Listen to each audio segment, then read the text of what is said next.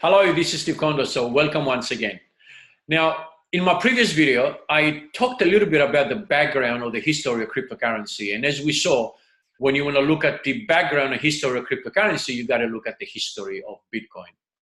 What I want to do with this video is answer the two most obvious or the two most frequently asked questions when it comes to understanding this new technology. And that, of course, is number one, what is cryptocurrency? And number two, what is blockchain? Which, of course, is the technology that underlies every cryptocurrency. Now, research shows that the best way that we absorb new information, or the best way for us to learn, is to have that information presented to us in short bursts so that the new information sticks with us, if you like. So this video is going to be very short and it's going to be concentrating on answering those two questions. Now, after the video, I'm going to post a number of links on this page. These are links that I specifically chose myself to give you the bigger picture about this new technology. There's a lot of information out there. We live in the information age, and you can find information on anything you want. It just happens that I believe those three, or I think it's two or three anyway, links that I will post here will give you a better understanding of the bigger picture about this new technology. So with that said, let's now go into the explanation of those two questions. So let me just share my screen first, and here we go. So let's start the, okay. So what is cryptocurrency? Question number one. Now what I'm gonna do is first I'm gonna give you a definition, and then I'm gonna go and break it down so we make sure we all understand exactly what cryptocurrency is. So let's go to the definition first. Okay, cryptocurrency is a decentralized digital currency that is of limited supply and that uses cryptography for the generation of units of the currency and for the verification of the transfer of units of the currency from peer to peer. Okay, so that's the definition.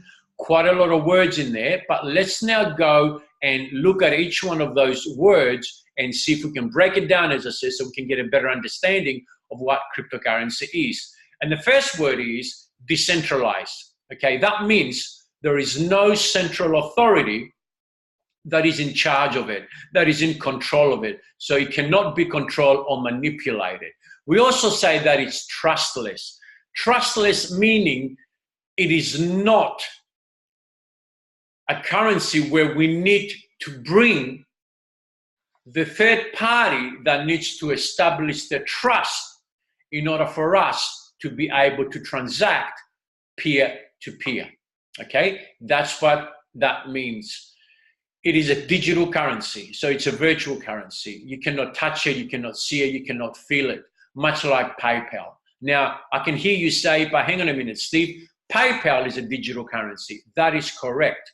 PayPal is a digital currency that is being used for quite a while now. However, PayPal still needs to use the third party in order to enable a transaction. One thing that I always say, and I believe that it's a good way of people understanding the difference, is that not every digital currency is cryptocurrency.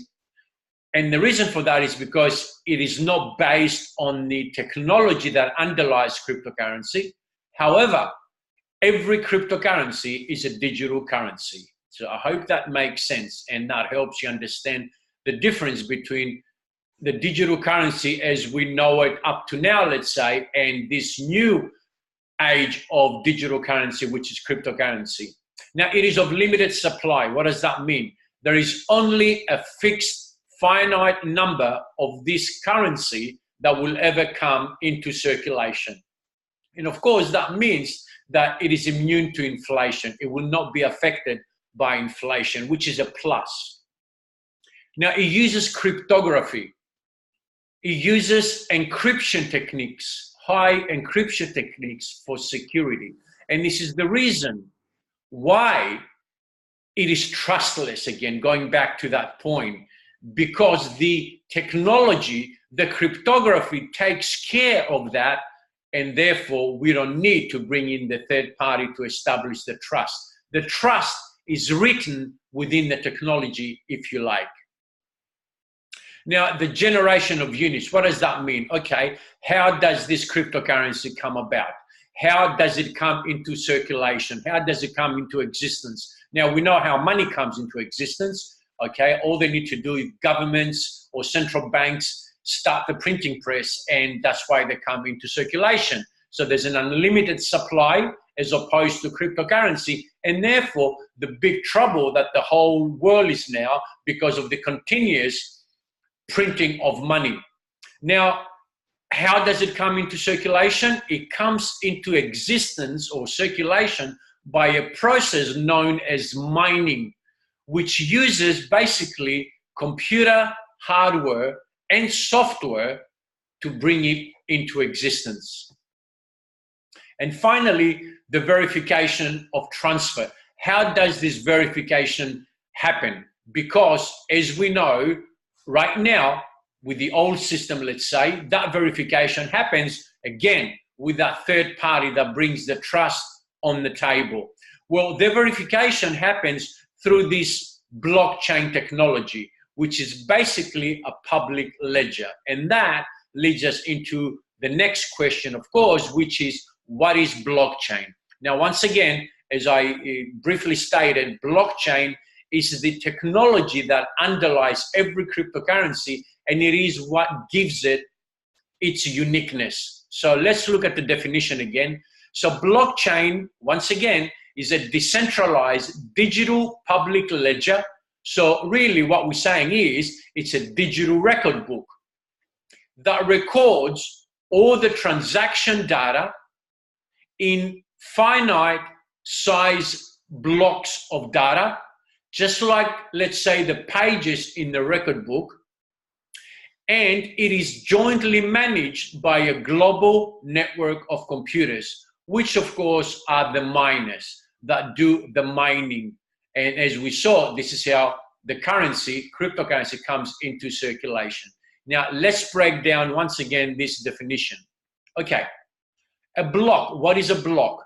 A block, basically, as it says there, is a finite size block that contains its own data, and we're talking about transaction data, and the data of past and future blocks. Now, all the blocks are linked. This is why each block, as we just saw on the first dot point, it contains the data of the particular block and the data of the previous and the next block. So all blocks are linked, are chained, and therefore the term blockchain. And they are linked in chronological order, just like the pages in a record book, you know, one page, then the second page, then the third page, okay? They are linked in chronological order. Now, once the data is verified by the global network of computers, by the miners, it is resistant to modification. In other words, it is virtually impossible to change that data. It is virtually impossible to tamper with it, okay? If you need to, if you want to, I should say, you need to go back and change that particular record that you want to change in all the blocks, all across all the computers on the global network, which is, as I said, virtually impossible. So let's now rephrase, if you like, and simplify even more the definition of a blockchain. So what is blockchain? It's basically a growing list of immutable transaction records, immutable, cannot be changed, cannot be tampered with. So it's like a digital record book, as we said, contained in blocks that are all linked together in chronological order, just like the pages in a record book.